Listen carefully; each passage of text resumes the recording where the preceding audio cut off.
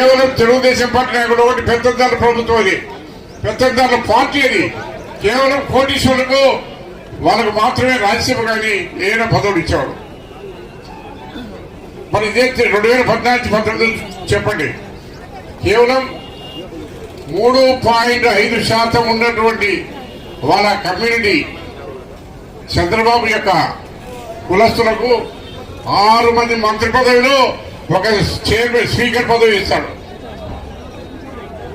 అదే దాదాపు 50% ఉన్నటువంటి బీసీలకు కేవలం 5 మంది మాత్రమే ఇచ్చాడు. అంటే 7 మంది అక్కడ, 5 మంది.